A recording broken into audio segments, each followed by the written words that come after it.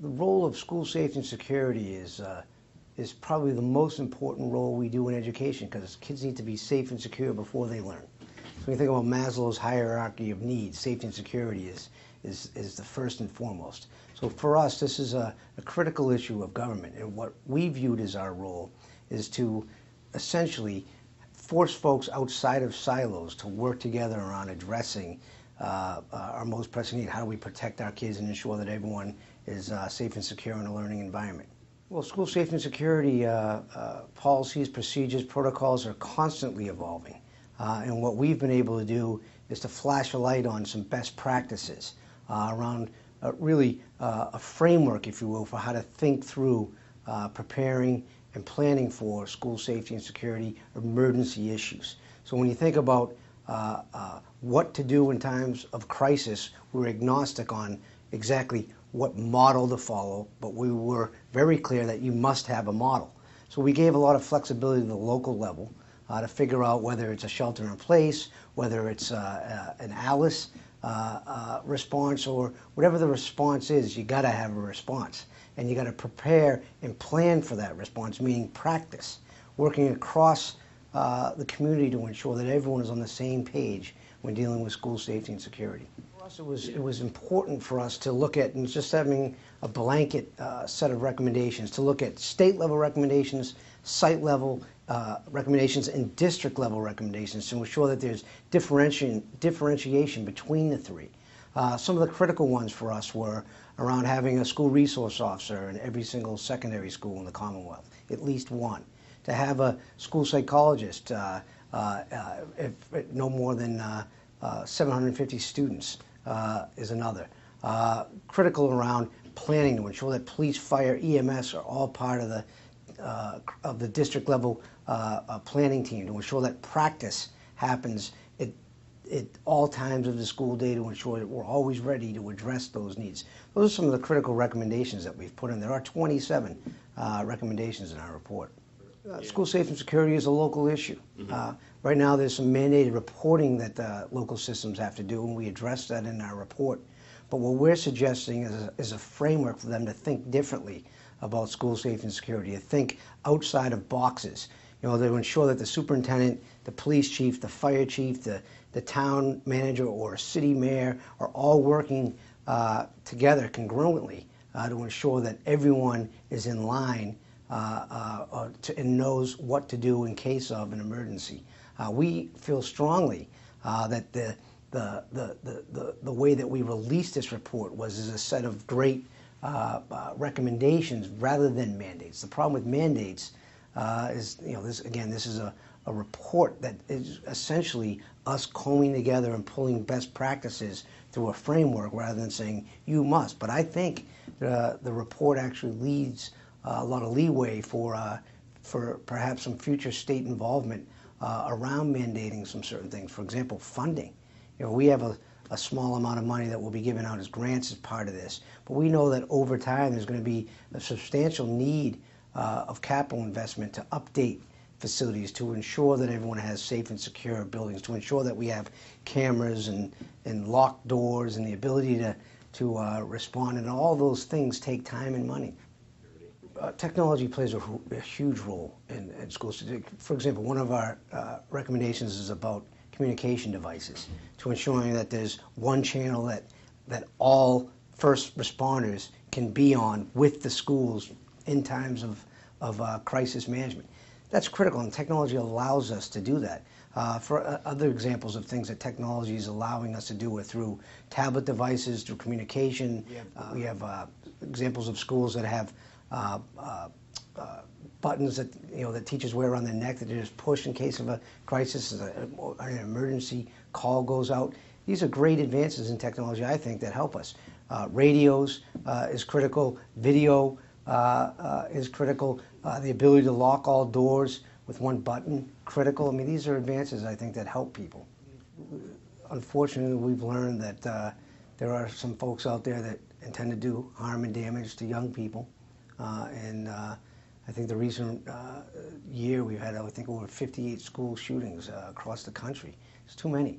I think safety and security has got to be something that's necessary. I don't believe in over-the-top militaristic approach to ensuring that everyone is where they're supposed to be, what time doing what they're supposed to be doing. But I think that folks being thoughtful, working things out at the ground level, which is the site level schools, it will help benefit this need overall. Okay. We think there's a lot you can do on the preventative. One of it is good planning and preparation, practicing drills, those kinds of things, but also good mental health, ensuring that our students feel that there's an adult in the building that they can talk to, that we know and are working together to communicate when we see kids in crisis, that we know of situations involving parents at times that we think could be risky. Those are critical for us. So we think that good prevention is in good communication. See, a school resource officer, in our report calls us out, plays several roles, and we've actually articulated, what are the best practices of a good school resource officer. And they wear many hats. One of them is as counselor. One is as police officer. One of them is as first responder. But they are the pulse of what's going on, both in the school and the community, and that linkage is we found to be critical.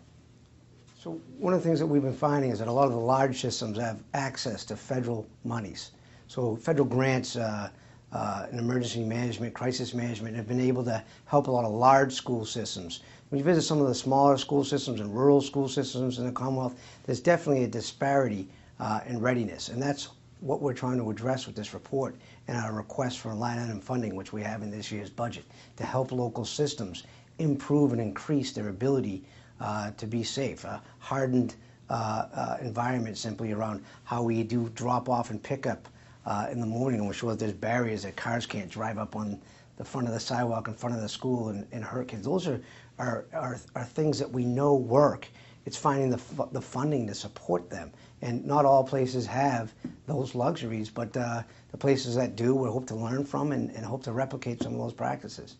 Well, I mean, everything's contextual. That's one of the things the report has shown us. I think that wherever you are, as long as you have good communication with your first responders, as long as you have good relationships with all your students and parents, I think is helpful. And then just constantly being vigilant. I mean, I think schools are doing an excellent job of maintaining vigilance at all times when kids are coming to school, when they're leaving, and during school when we're outside in recess and those things. I think it's maintaining that posture always is good practice that we can continue to do well. So what we learned through the process that we engaged in developing this report is that planning is everything. And what we found is that at times schools were doing planning outside of working with the police and fire and EMS, and what we've encouraged is that those planning, the district level crisis team, the emergency management planning team, is one group that establishes a district-wide framework, and then at the site level, we have a site-level team that determines the site-level needs, and then constantly practicing, for example, even things such as a secondary evacuation site, knowing where that is and drilling going to that. These are critical things that we think would help local systems be able to respond to crisis. But schools are microcosms of society, and for some reason, people like to use schools as targets, unfortunately. So I don't want anyone to think that our schools are unsafe. They're not. Our schools are safe, and they're not violent places. Our schools are places where kids are learning, and there's a lot of fun things happening. But unfortunately, people use our schools as targets, and we have to be able to be prepared to respond to that when the time comes. But I don't want anyone to think that our schools are unsafe, and that's why we're doing this. But we're being proactive and saying, hope to God we don't have any incidents like Newtown happen again. It's unfortunate, and I think that we can, through these best practices, through this framework, can do a good job of being ready if the time comes. And aside from acts of violence, what are some of the other safety issues that are facing our schools? Well, I mean, I think mental health is always an issue. Kids that perhaps want to hurt themselves or someone else, these are issues that we got to address. I think parents that perhaps want to hurt themselves or their kids or someone else is something that we got to be, always ready for. But I think that through, again, honest, open communication, sharing information is the best way to mitigate that.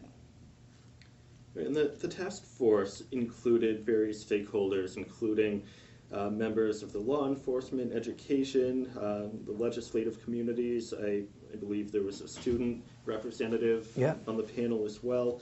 And what do you feel each of those communities were able to learn from one another? And what do you think they were able to take away from being exposed to different perspectives? Well, task force was made up of 22 members appointed by the governor, including a student from Everett.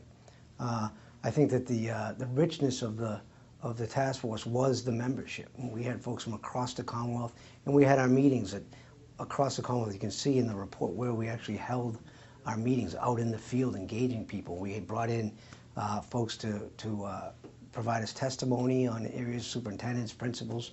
We had a parent, those kinds of folks.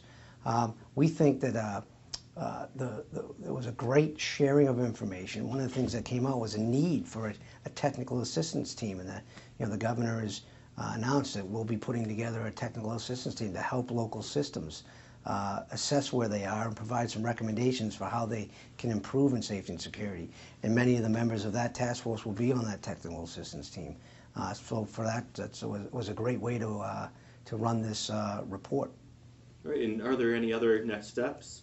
Well, the next steps for us right now is to get the technical assistance team off the ground, to provide the grant funding that we're going to be, get the RFPs out to local systems on that. I look forward to awarding that money. We think that there's going to be a lot of goodwill built around this work, so we hope in next year's budget we'll increase that line item for school safety and security.